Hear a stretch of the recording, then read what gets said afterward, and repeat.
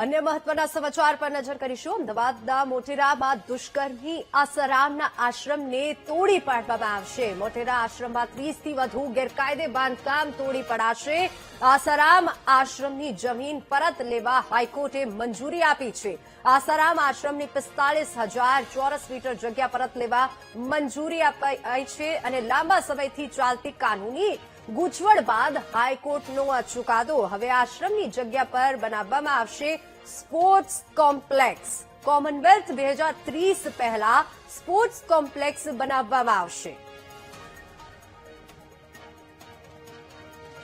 તો મોટેરામાં આસારામના આશ્રમને તોડી પાડવામાં આવશે। કોમનવેલ્થ 2030 પહેલા સ્પોર્ટ્સ કોમ્પ્લેક્સ બનાવવામાં આવશે। આ જમીન ઉપર અમદાવાદના મોટેરામાં દુષ્કર્મી આસારામના આશ્રમને તોડી પાડવા હાઈકોર્ટે મંજૂરી આપી છે। તો આસારામ આશ્રમની જમીન પરત લેવા હાઈકોર્ટે મંજૂરી આપી છે અને આસારામ આશ્રમની 45,000 ચોરસ મીટર જગ્યા પરત લેવા મંજૂરી આપવામાં આવી છે અને આ જમીન ઉપર હવે કોમનવેલ્થ જે અમદાવાદમાં યોજાવાનું છે તેની તૈયારીને લઈને સ્પોર્ટ્સ કોમ્પ્લેક્સ બનાવવામાં આવશે।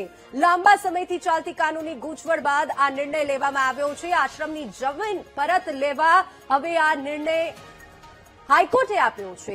હાઈકોર્ટે મંજૂરી આપી છે। કોમનવેલ્થ 2030 પહેલા સ્પોર્ટ્સ કોમ્પ્લેક્સ બનાવવામાં આવશે અને આશ્રમમાં 30 થી વધુ ગેરકાયદે બાંધકામ જે હતા તે તોડી પાડવામાં આવશે।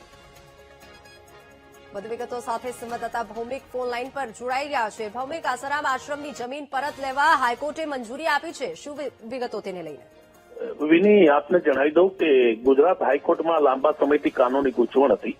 2030 જે કોમનવેલ્થ ગુજરાતને મળી છે તેને લઈને રાજ્ય સરકાર અને સ્થાનિક તંત્ર છે તે ગેરકાયદેસર બાંધકામો દૂર કરીને ત્યાં સ્પોર્ટ કોમ્પ્લેક્સ બનાવી રહ્યા છે।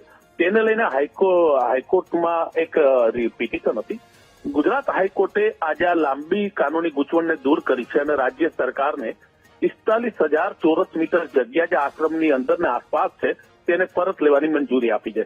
મતલબ હવે જે આશ્રમની અંદર જે 45,000 ચોરસ મીટર જગ્યામાં 30 થી વધુ ગેરકાયદેસર જે બાંધકામ છે તેને રાજ્ય સરકાર એટલે કે સ્થાનિક તંત્ર તોડી પાડશે અને તેનો ઉપયોગ 2030 કોમનવેલ્થ માટે સ્પોર્ટ કોમ્પ્લેક્સ છે કે બીજા રમતગમત માટે ઉપયોગ કરવામાં આવશે।